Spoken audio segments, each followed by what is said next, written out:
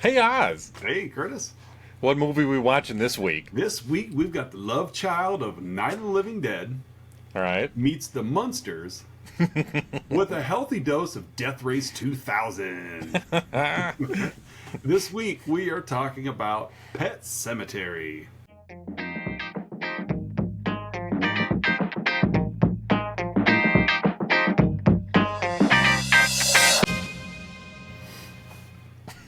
Death Race 2000. This was kind of a tricky movie marriage Yeah. because I was like, well, it just.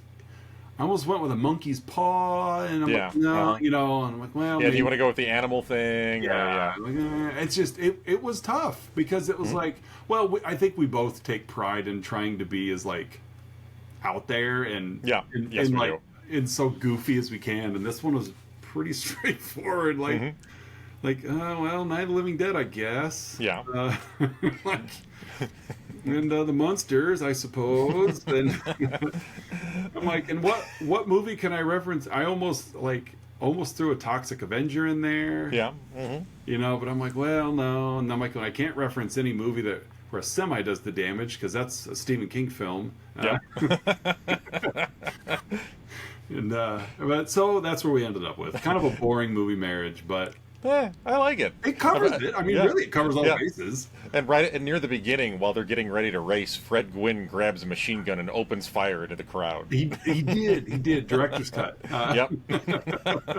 The theatrical release. So, welcome back, ladies and gentlemen, to another week of Let's Talk About Flicks, that podcast that you love so dearly, where we take a monthly theme and we just have fun chatting with my bud. My pal, my compadre. I'm one of the buds, Oz. I am the other said Bud Curtis. And like we mentioned, we are talking Pet Sematary, my movie this week, and really the finale of Stephen King It is. October. Wow, we're already through Stephen King No, month. it is just like, I mean, where's October? Like, It's going fast, yeah. we're still waiting on Halloween like decoration Yeah. pieces, like Halloween costume stuff to show up, because normally we're done and we're like, oh crap, it's halfway through October. We should probably Yeah. get this done. Yeah, it's at the time of this recording, we are over halfway through October. Yeah, So yeah, it's going quick, folks. It is swift, and not in the Taylor Swift concert film kind of way. I would be literal. Yes, it was Swift, as in Swifties friendship bracelets, dancing Exactly. phones. It was, yeah. Travis Kelsey. Yeah, it's all over the place. So, what are you and your family sporting for Halloween? Interesting question, Oz. So every Halloween we let our daughter pick the theme. In the past, we've done Kill Bill, we've done superheroes, we've done all sorts of things. So this year, at first, we almost were going to be the family from Bob's Burgers, Okay. but she pivoted at the last moment, and I think Across the Spider-Verse had something to Okay. do with it. Fair So we're going to go as various spider persons. All right. Yeah, she's going to be Ghost Spider, Spider Gwen, Okay. and then my wife and I will basically just be different. We basically just got different Peter Parker Spider-Man costumes. So Gotcha. she'll be one Peter Parker Spider-Man. I'll be another Peter Parker Spider-Man. Fair enough. Good times. And we, you? We have always done a family theme. Love it. Last year we did Peanuts, and we knew the time would be coming when our oldest would no longer want to play along. No. And that was this year. Oh. So she has opted to go trick or treating with her friends, which is fine.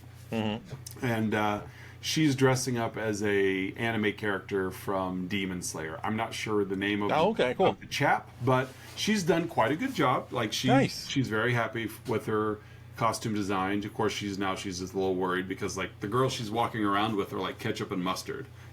And I told her, I'm like, ketchup and mustard, or is ketchup in a hot dog, or so, I don't know. And I'm like, Something, yeah. you could go as mustard. And she's like, but I want to go as Rengoku or whatever his name is. I'm like, that's fair. So, Yeah. but meanwhile, my wife and I and our son are going as Kevin McAllister and the Wet Bandits. You're Kevin McAllister, right? Yes, I will be Kevin McAllister. No, our son, of course, will be Kevin McAllister. My wife and I will be will be the Wet Bandits. So that'll be fun. It'll be fun. You're going just as the burned palm. Yes. Well, she's going to she's gonna be a real trooper, and she's going as Joe Pesci, and she will be burning her palm. She's gonna brand her hand. Right. Exactly. Yeah. We had a costume idea ready. If our daughter decided to play along, she would have been like the pigeon lady from Home Alone 2. Oh, okay, there you go. We had one in reserve just in case she changed her mind, but we're committed at this point. She would have been the steel trash can filled with salt that Old Man Marley pushed around. Exactly. She would have been that like very specific cousin that only speaks French. She would have been the toothbrush that he stole from the pharmacy. There you go. There you go. Actually, Uncle Frank would have been a good one too. Oh, Fuller, watch the Pepsi. Yeah, we're not Kevin and the Wet Bandits. We're going as like very specific other characters. You're going as what's his name's wife. Yeah. Exactly. Uncle Frank's wife. Right. And my wife is Uncle Frank's wife. I'm going to be the stock boy at the grocer that chases Kevin down stealing the toothbrush. Yeah. And my son will be dressing up as the checkout girl at the. There you go. Now he'll be Jesus in the nativity. You're going as the statue that the pizza guy keeps hitting. Little Nero's pizza delivery guy. That's what we're doing. Yeah, he's gonna dress up as the guy at Angels with Dirty Wings. Yeah. So, all right, I'm sorry. 1, 2, 10. So what are you guys dressed up as? You don't know? Isn't it obvious? Keep your Tootsie Rolls. We're out of here. So. I'm dressed up as the third thief from Home Alone 3. Come on. I'm French Stewart. Don't you know me? This is my wife, Rob Schneider. I'm Tim Curry. I look at our runtime. We're 45 minutes in, just making various Home Alone references. Exactly. So yeah, that's where we're going. That'll be fun. That will be fun. Spider-Verse, we're gonna go the Home Alone with the Japanese spin-off route, and it'll be fine. So yeah, that's fun. All right, well, let's pivot back to this real sunshine of a movie. Yes, the happy-go-lucky Pet Sematary. That's true, because if there's one thing that puts smiles on people's faces, it's dead pets. It's dead pets. Yep. And old men that live across the street that really just don't know how to talk to kids. No. Oh, and also a Fred Gwynne who doesn't know how to do a Maine accent. No. I like Fred Gwynne a lot. Yeah. But... And again, he gave it the old college try in this movie. He did. It was the old JUCO try. He really tried, but it's the DeVry Institute of Technology try. Yes, yeah. Well, that's where he learned his accents from. Was an acting class at DeVry. He took his thespian coursework at DeVry. At for-profit DeVry. Right. He also got his welding certificate while he was there too. He did TV and VCR repair. Yep. Computer programming. All right, so hit me with the cast of this movie. Oh, the cast. I kept this one pretty tight, Oz. Yeah, there's other characters, but I kept this one to... we've got the Creed family. Lewis Creed, the patriarch, played by Dale Midkiff, and his wife, Rachel Goldman Creed, played by Denise Crosby. Dale is a doctor. They recently, in the beginning of the movie, they moved the family from Chicago out to Maine, out to rural Maine.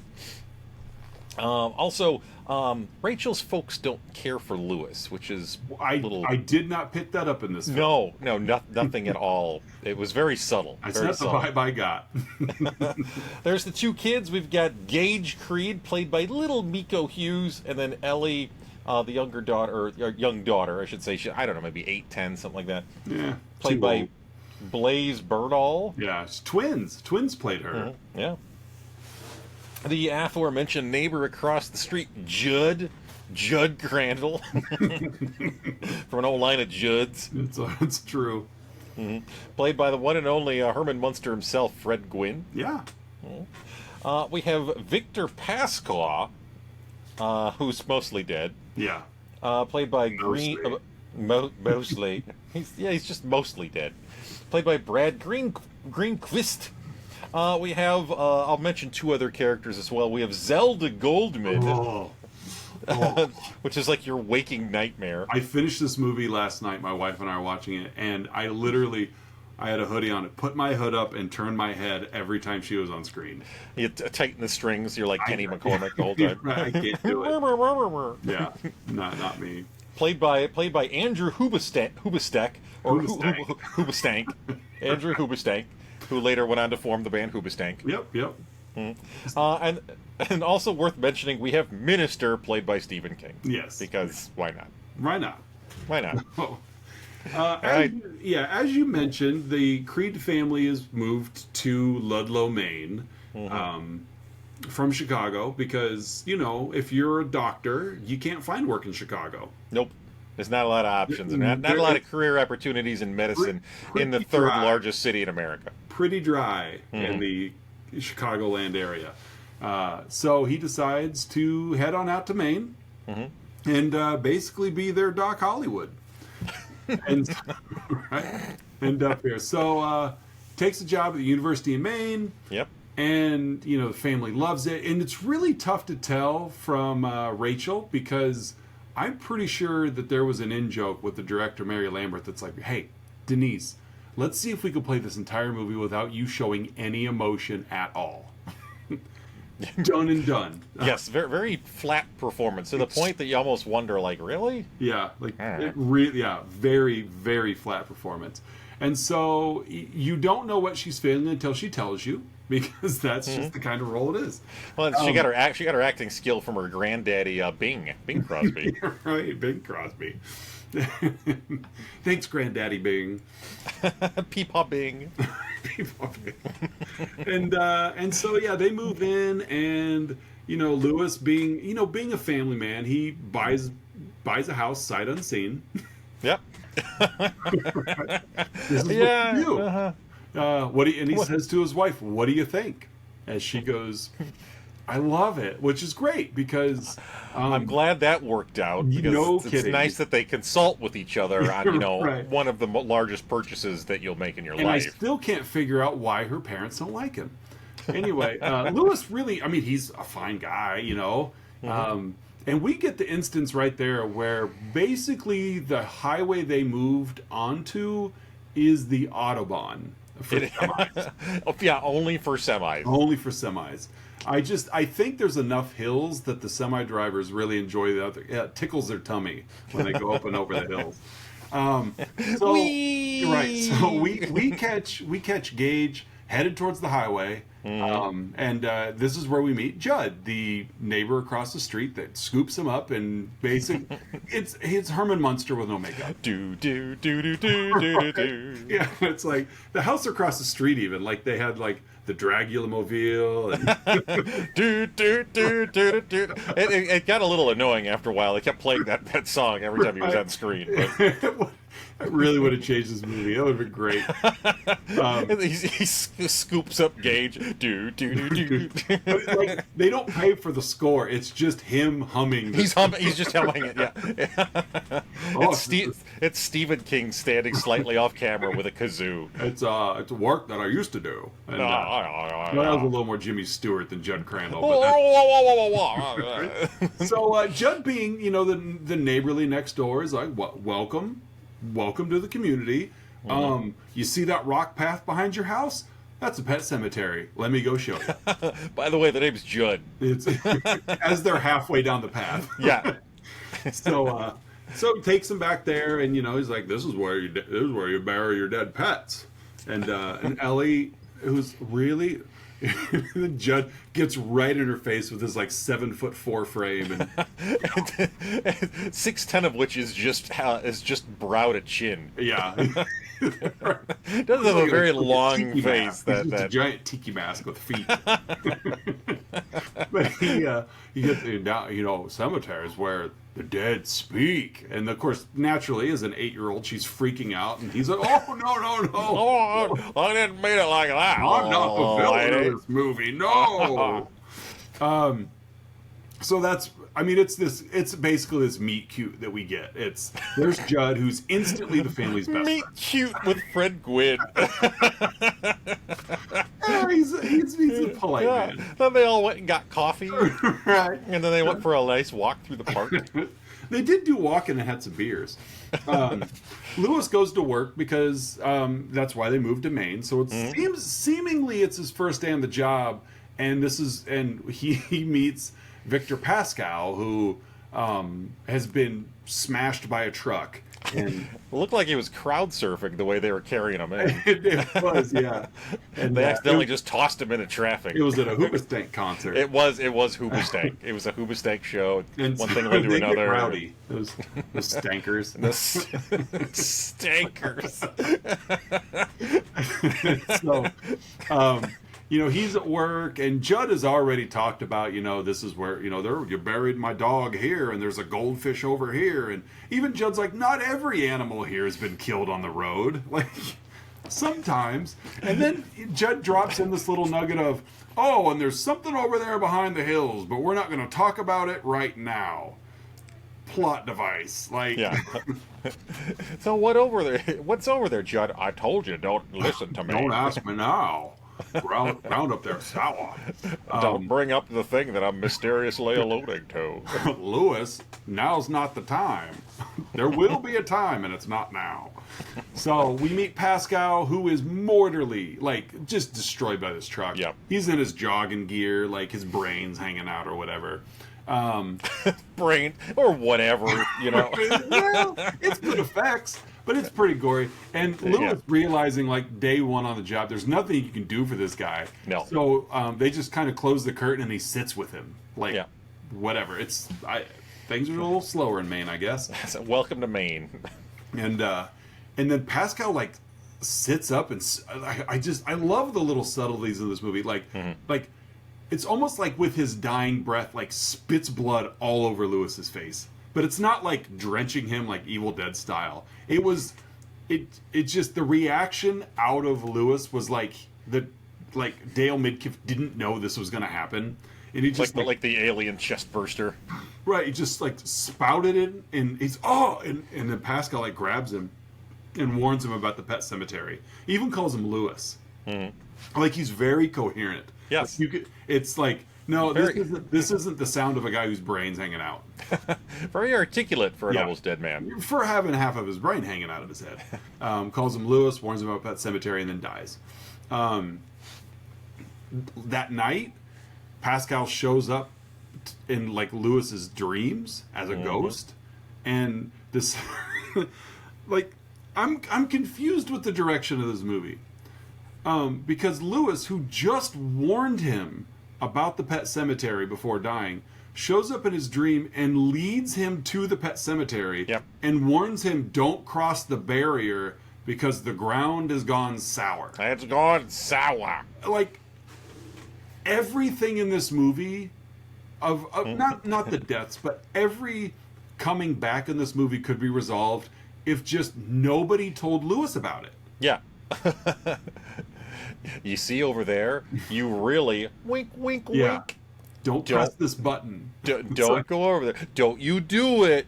Don't you do it. So we've got it twice. Well, really, Victor is the first one that's don't go beyond the barrier. Where Lewis is well, what barrier? That one. Over no, not there. Over there. Don't pass it. Don't take that path to the left of that oak tree.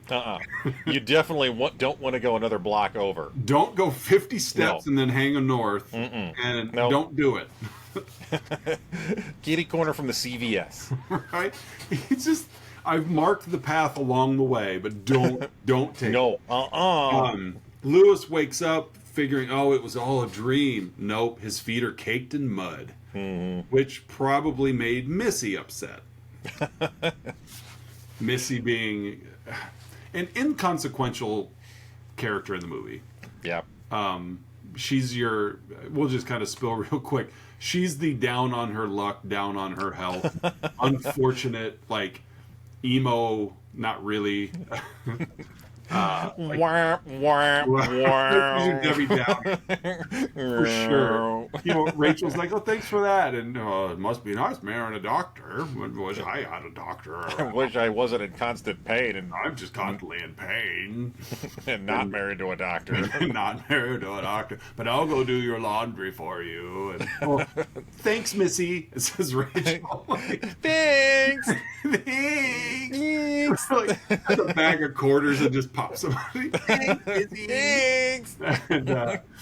And so, really, the basis of this movie, we're kind of rambling over nothing, is the family moves into a super dangerous highway, like next door to a highway. Yeah. And then you're just waiting for the highway to claim victims. Yeah.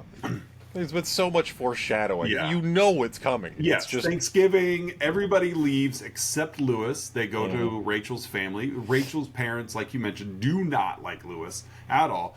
I know I'm going to be very upset if my daughter grows up and marries a doctor. yeah, I know, right? Jerk. A guy who seems to love his family. Exactly. He really provide does. for them. Like, despite some of the real stupid decisions he makes, Lewis is a good dad. Like, Yeah. you know, he just doesn't know when enough is enough. But It's not for lack of trying. no, just, he's actually, that might be the problem in his parenting. yeah, trying too hard. A little bit. So, yeah, Thanksgiving rolls around. The family all leaves. Lewis stays back. Church gets hit on the highway. And Church has been hit and left there for a while because when Lewis and Jud are like peeling him off the ground. Yeah, they had to like unvelcro him from the ground. And Jud's like, "Oh, it looks like your cat got hit." And well, does it, Jud? You don't say, Jud. Your powers of observation astound me. Well, I know that because I watched him get hit from the porch. And then I had my morning coffee and read the I newspaper. read back and I go, "Oh, I told Lewis now's not the time, and now's the time." Ellie, of course, because this is, let's not forget, a Stephen King novel, you know, adaptation of a Stephen King movie. So we have to have a young child with Supernatural powers. We got to have a child with the sight.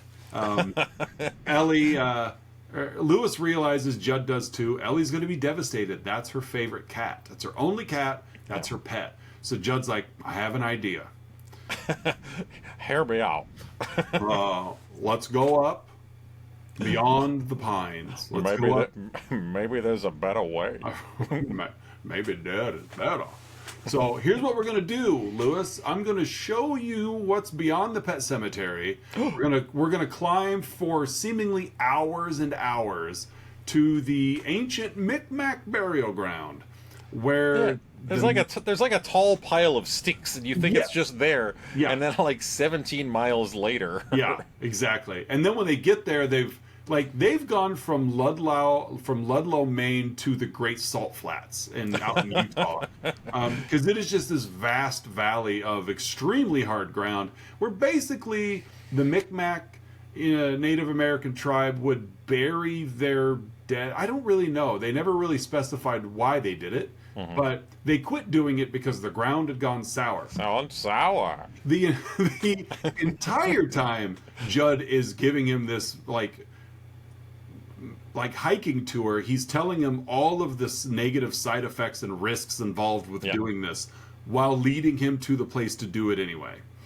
Yeah, because your daughter can't handle grief. Right, because apparently. Don't tell your kid that this happened, not when you can fake it. So Lewis buries the cat. Jud even tells him, "Don't tell anyone what we've done. Don't tell anybody." Church shows up the next day, reanimated. He stinks, well, because he's dead. Yes, because he has rigor mortis. Yeah, he's moving very sluggishly. I really did enjoy the glowing eyes bit that they did. Yeah, the optical effect they did. Yeah, it's pretty cool. And he's very angry with Lewis. Scratches him on the face. That's when Jud drops this little nugget of wisdom that, "Oh yeah, that's going to happen."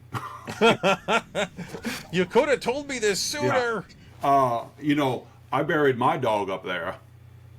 When my dog died, I buried him up there, and he came back, and we had to put him down again. Because he kept number 2 in my favorite loafers. He chewed up my dad's shoes.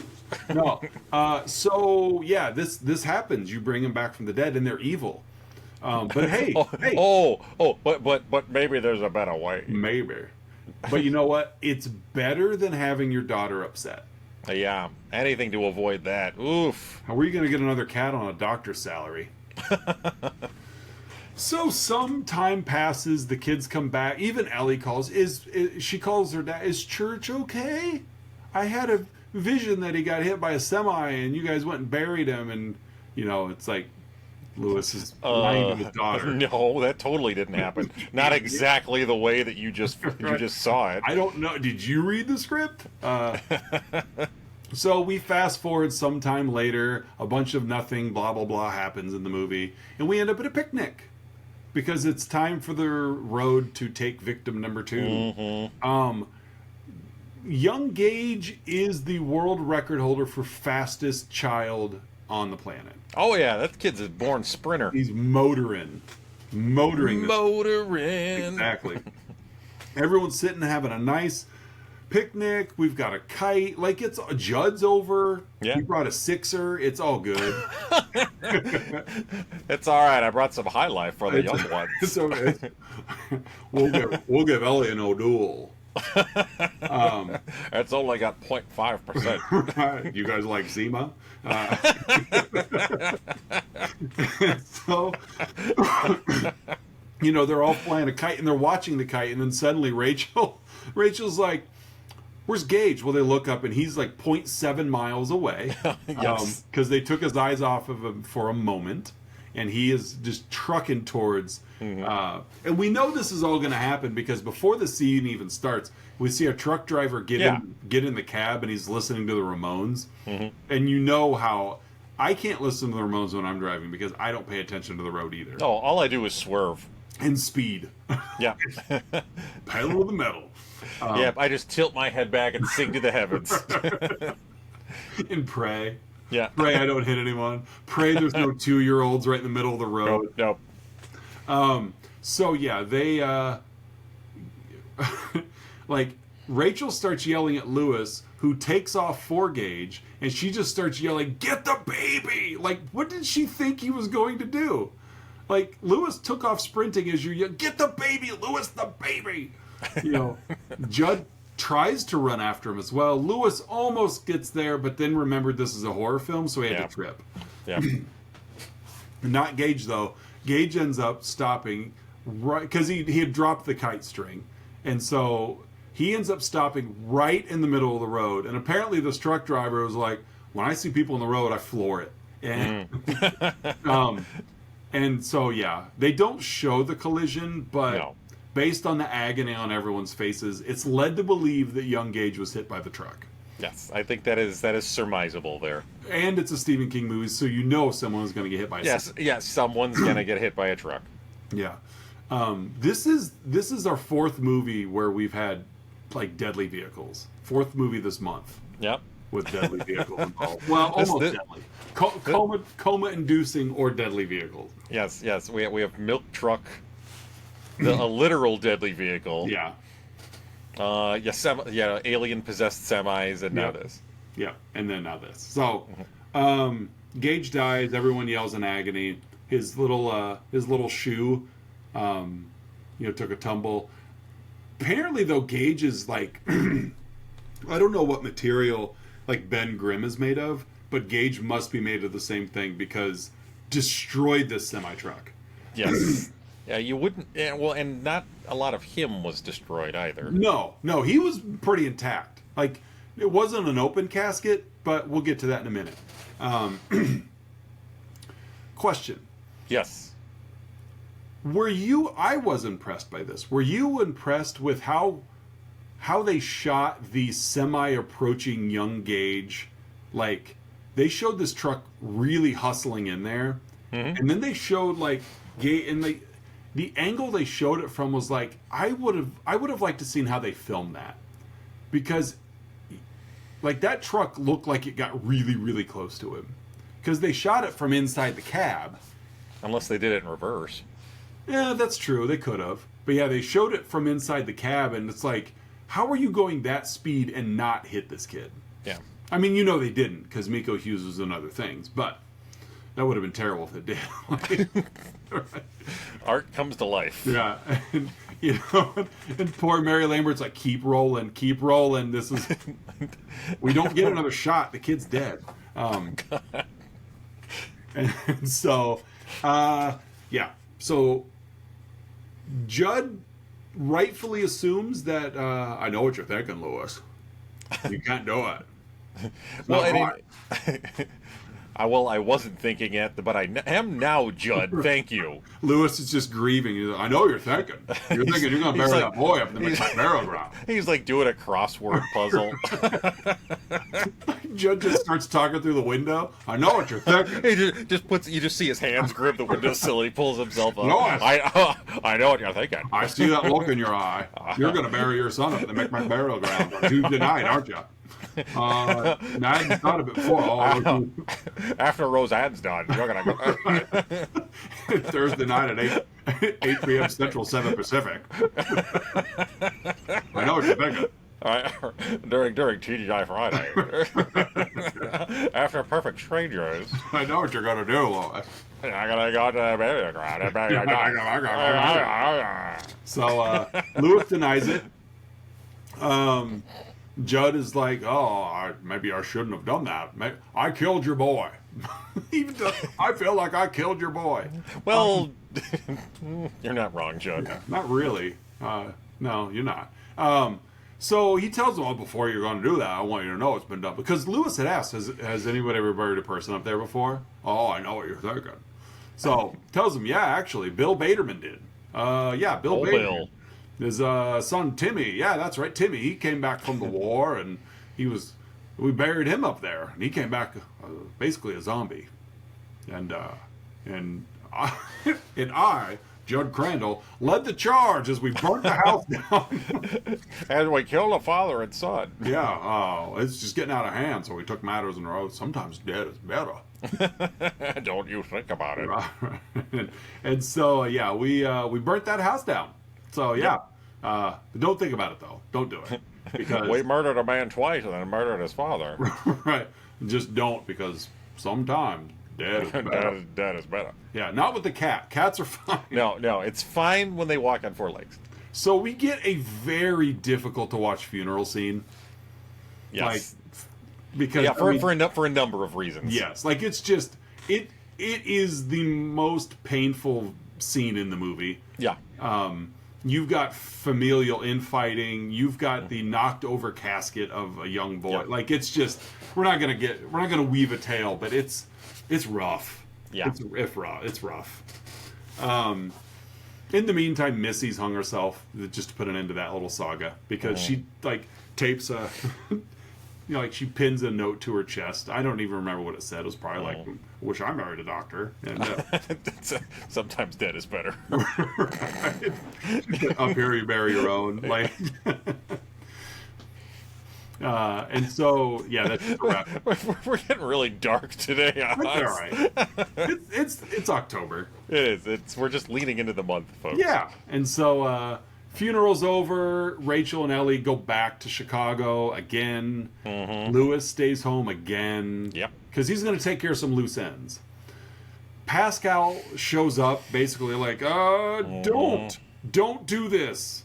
Judd the same, don't do it. Lewis is like, I'm just going to take my get up. I think I'm going to do it. I hear you, but I'm not. I hear what you're saying, but hear me out. I'm going to do the opposite. I'm just going to do it. Let's just see. Because I'm just going to do it. So he drags his kid the 7 miles up to the Micmac burial ground and buries him. Yep. Pascal desperately shows up in Ellie's dream. Yep. And is like, hey, kid, your dad's doing it. Hey! Psst, wake up. Your dad's doing it. Doing what? Burying your brother. No, she doesn't say that. But he just warns her like, hey, your dad's going to do something terrible. Yep. Ellie tells Rachel. She just keeps going, Pascal. To which Rachel's like, Pascal. Well, considering Lewis has had a single medical incident his entire time in Maine, I'm not surprised that the name Pascal comes to mind. which is a huge no-no, Lewis. You have broken all kinds of confidentiality laws Yep. to come home and be like, guess what I did today, honey? Victor Pascal's brain was hanging out. Victor Pascal, social security number. Right. Exactly. And she's like, Victor Pascal, 1414 Meadowlark Lane? You're like, that's the one. No, the other 1440 Meadowlark Drive. Right. The other Victor Pascal. It's like it's like Loaded weapon. yeah, it's like Bruce Willis. I kept wanting to say like Bill. Yep. Bruce Willis like no.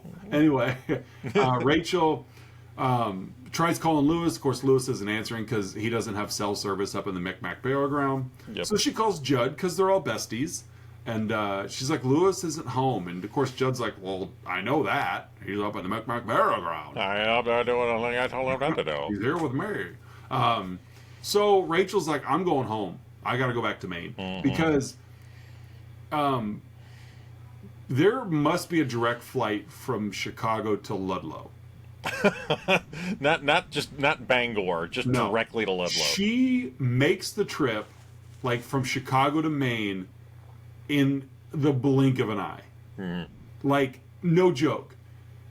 In the time that Lewis, when she called, Lewis was not home because he had taken Gage up to the burial ground, and she got to Maine that same evening.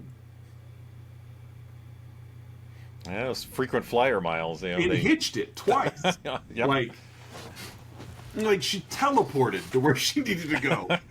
Like it was insane how quickly she got back to where she needed to be to keep the story moving. That's when the airlines were efficient, my friend. They didn't have those Cinnabons to hold you up at the airport. Yeah, TSA was not what it is now. Oh, my daughter had a vision about my husband, but that Cinnabon. Danny Hamp's pretzels too. Chili's on the go. I've got points to redeem at Sunglass Hut. Wow, Glamour and People magazine. And so Hudson News. I'll take a large cookie.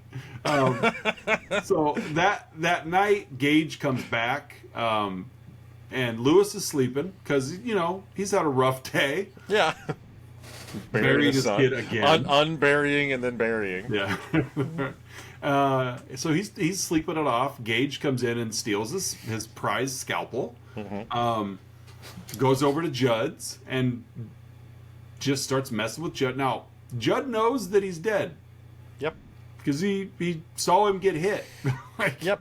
And doesn't do anything but decide to I better sniff this out. Let's see. Yep. Let's see if he's got legs. I got this one. Right. He's just a boy. And so, Gage ends up slashing Jud's Achilles, which is pretty gross. Yeah, it is. It's pretty gross, pretty cool, I would say. And then when Jud hits his knees, Gage slices across and he has his mouth open. And Fred Gwynn's got a pretty large mouth, so it really worked well. And gave him the old credit card smile on each end. And then when he falls back, now nothing at this point, it just hurts. Like the slicing of the Achilles should have been more painful on Jud's face than it was, and then he just sliced his lips, which still would hurt. But Jud falls backwards like he's died. Yeah. And then Gage just eats his throat out. Yeah, just jumps at him and starts eating, just starts going to town. Yep. Those little baby teeth can really do a lot of damage. They do. Little nibblers. It's eating them like sweet corn. Yep. Lewis wakes up and sees Gage's muddy footprints and sees the scalpel's missing because we don't have time to investigate. We just immediately, there's footprints, where's my scalpel? Oh, it's gone. And then he gets a phone call because Gage apparently knows his home number, despite being 2. And dead. He remembers his home number. He's a bright kid. He wasn't smart enough to stay out of the road. And so he calls his dad. He's like, he's book smart, Oz. Right. It's true. He's book smart.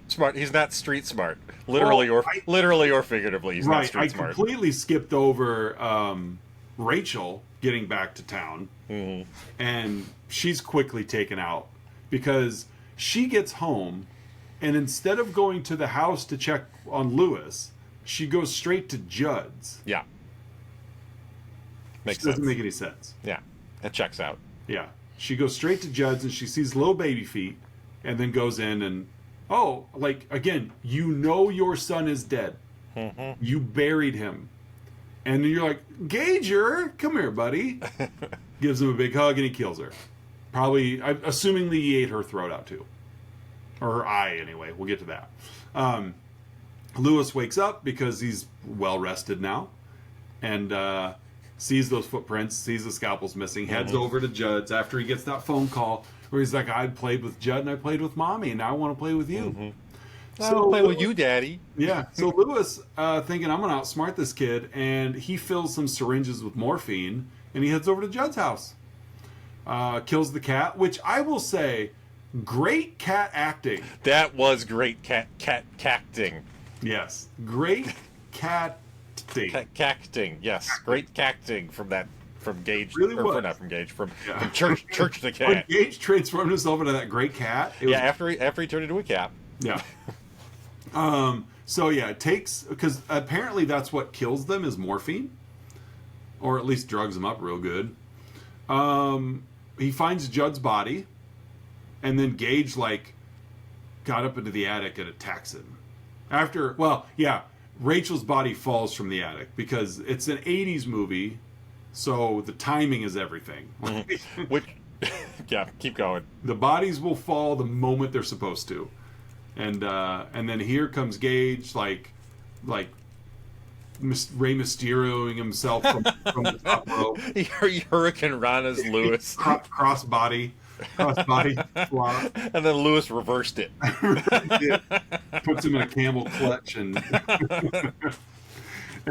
I did watch that Rey Mysterio Eddie Guerrero match you sent me. Isn't that a great match? It's a great match. Yeah. I was showing my son some of it. He's like, how do they do all that? I'm like, luchadors, man.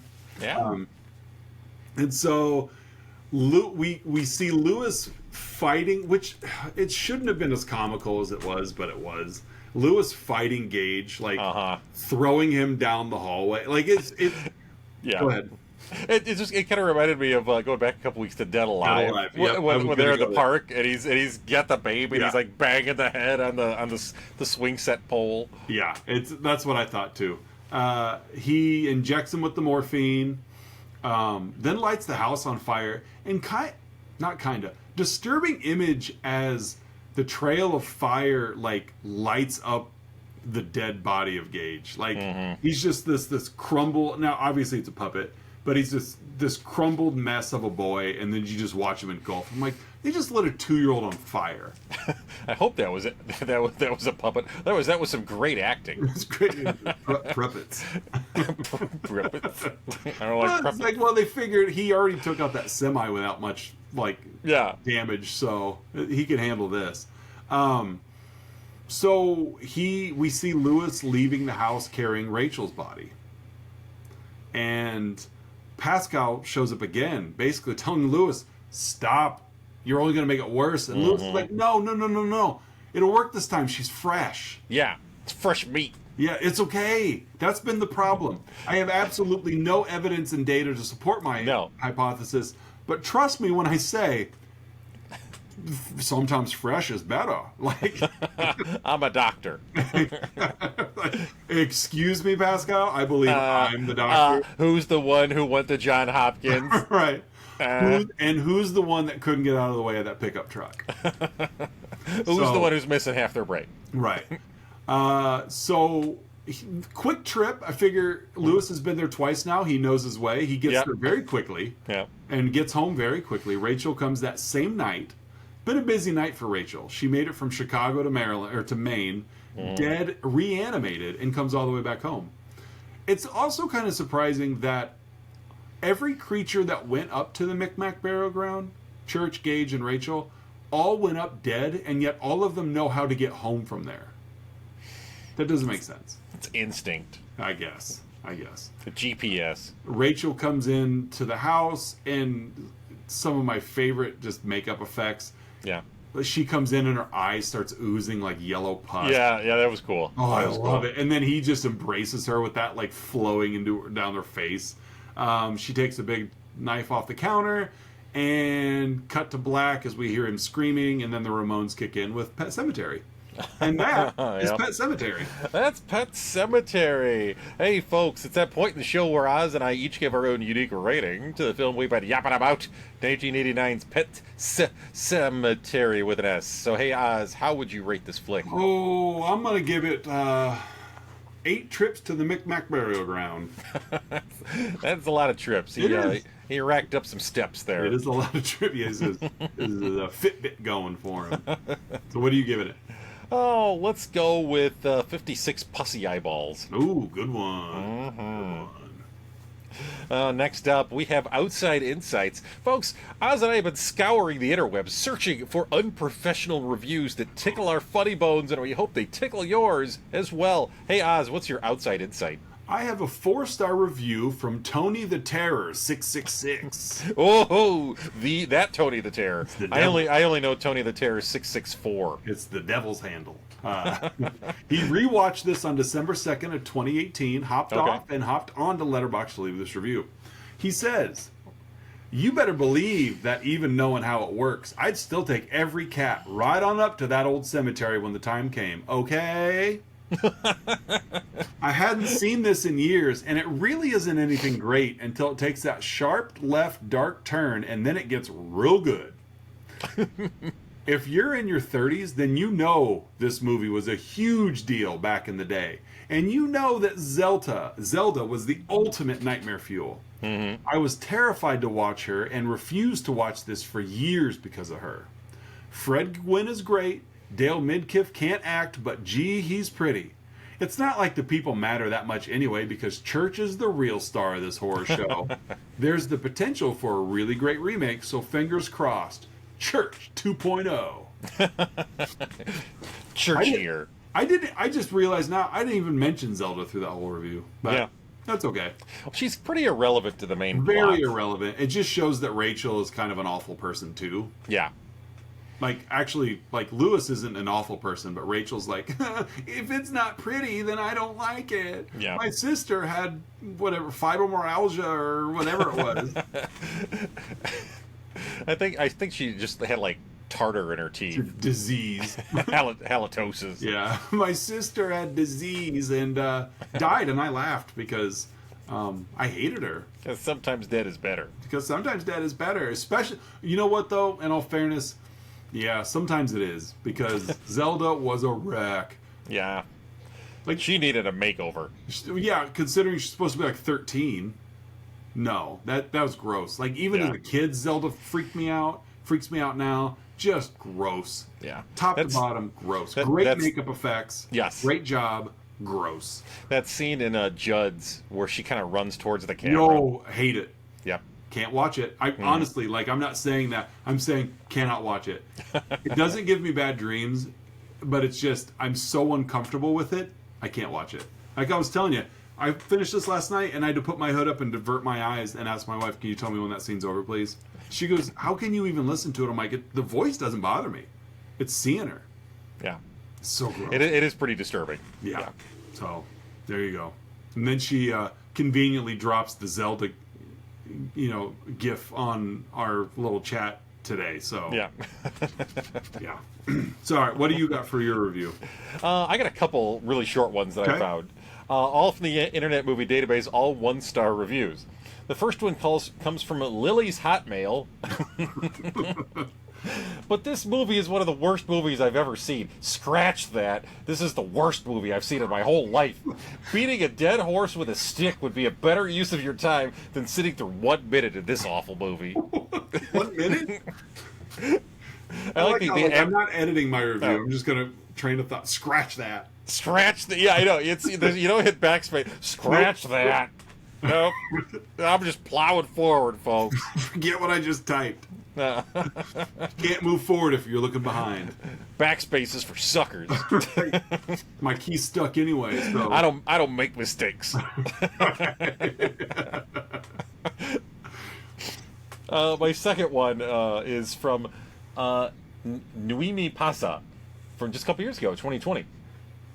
It's one of, if not the worst movies ever. I can't even put into words how bad this movie really is. I prefer watching a white wall for 1.5 hours instead of watching this again.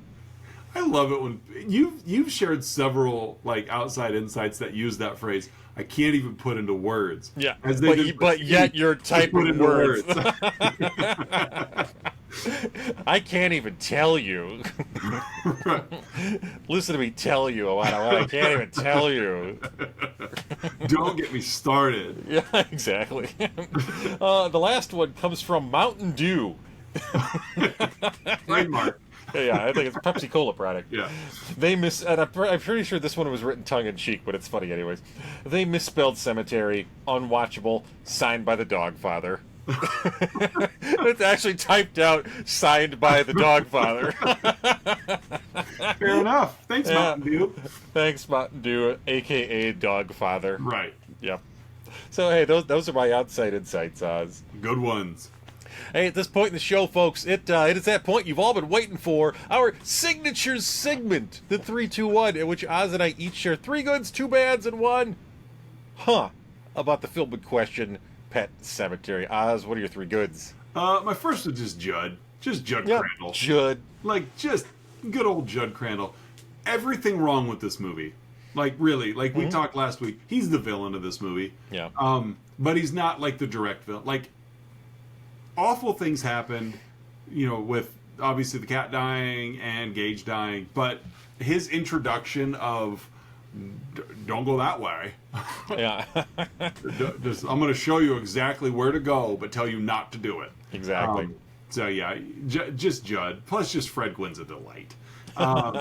My second are just the gore effects. Like they were few and far between in this movie, but Pascal and the Jud stuff and the dead mom, like when they did show up, they were well done, and so that was nice. Is just seeing good gore effects.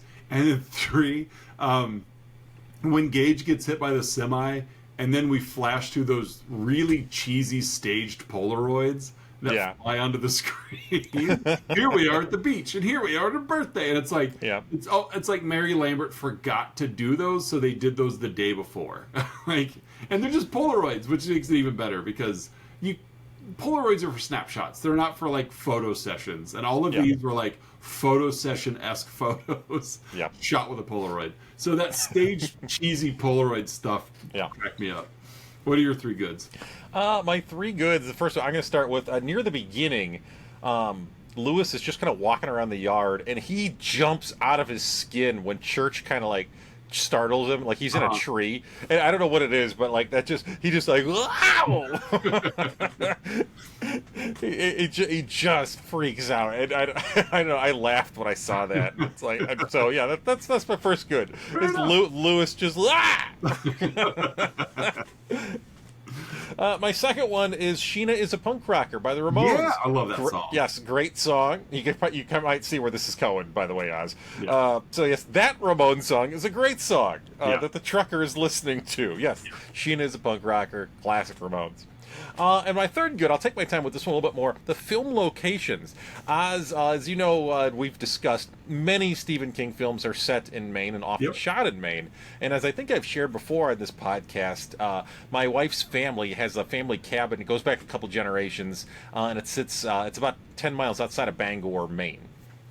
And this film was filmed almost in its entirety in Bangor, in Ellsworth, which is kind of between Bangor and Bar Harbor, Acadia National Park.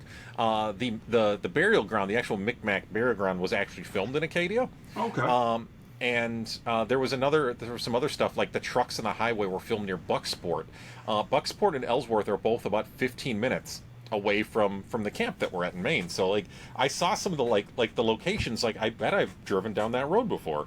Cool. So it was just kind of cool, to watch the film and be like, yeah, that road. I think that's the road that goes through Bucksport. Like I don't know, it's just pretty cool, and it really adds to the authenticity. Obviously, you know, if the movie's set in Maine, let's go shoot it in Maine. Right. I think I read in the trivia that like that was part of the contract with Stephen King was because I think he write the screenplay for this. Oh, I can't remember if he did the It doesn't screenplay. matter. I But think he I'm did. pretty sure he was on set for most of Yeah. it. So Yeah, screenplay Stephen King. That was part of the deal was you will shoot this in Maine. yeah, And so good for him, but because he loves that state. yeah, it's as Maine can Maine. Yep.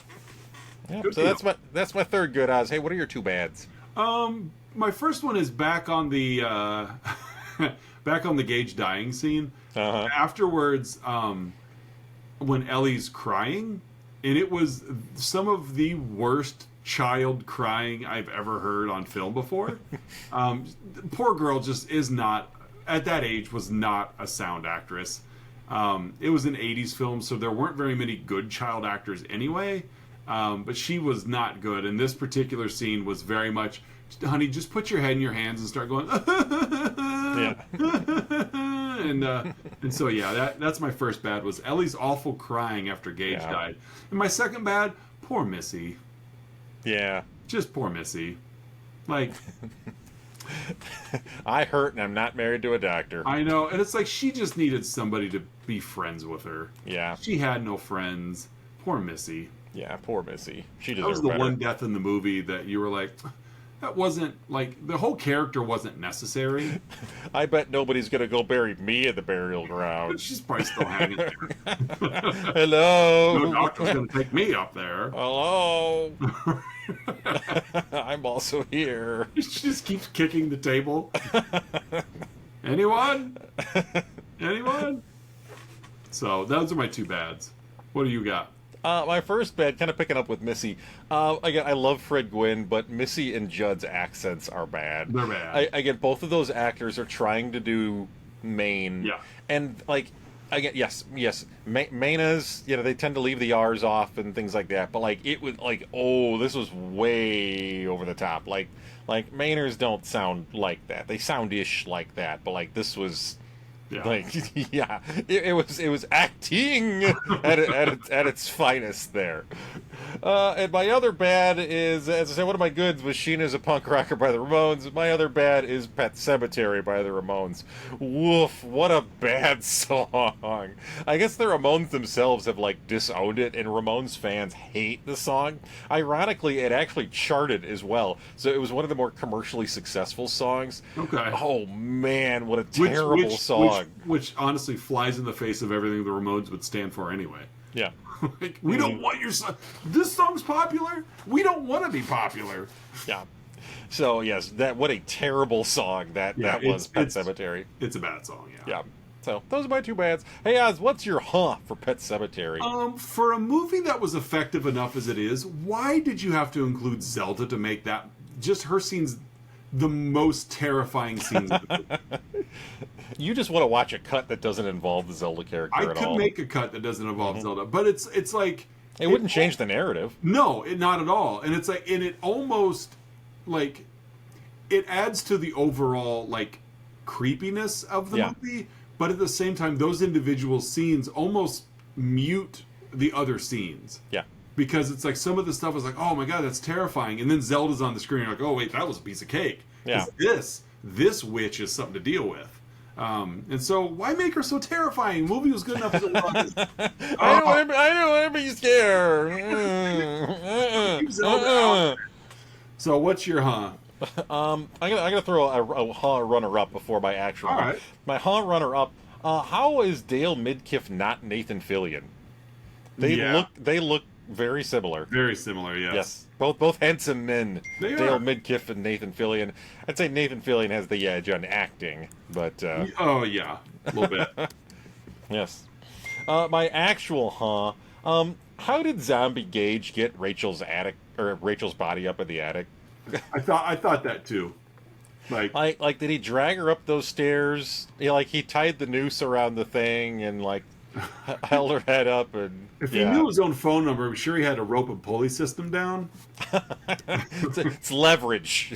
It's great with physics, that Gage. Yeah, he's good. Don't be an idiot. That's clearly what it was. Yes, yeah. What am I thinking? That 2-year-old zombie baby clearly could hoist that 150-pound woman up there, and yeah. So that's my Good question. Good question. Mm-hmm. So, ladies and gentlemen, that puts a wrap on October. It does. Hey, did we ever shout out our Patreons? Oh, we did not. Good call. I just hit me, yeah. Yeah.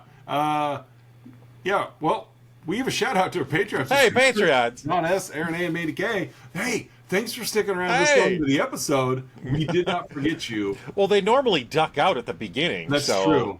This is what we've done to make sure our duration count up on YouTube. Exactly, yep. Made you wait through the whole thing there.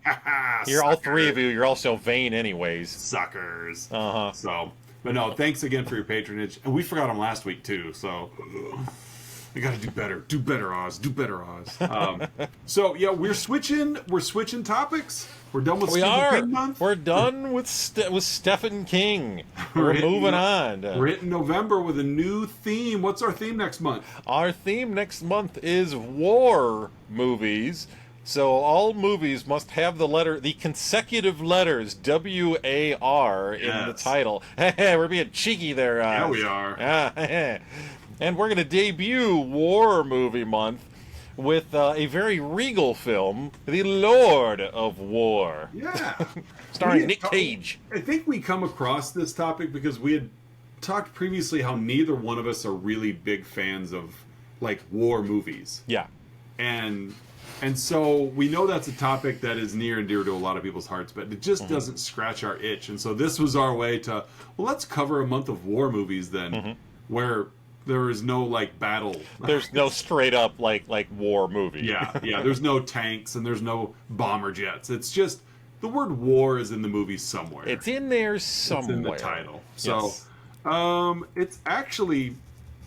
it's in 4 of the 5 movies, like straight up just the word. Yeah, the word war. The other one has war in a word. Yeah. So, but yeah, we are going to kick off War Movie Month with Lord of War.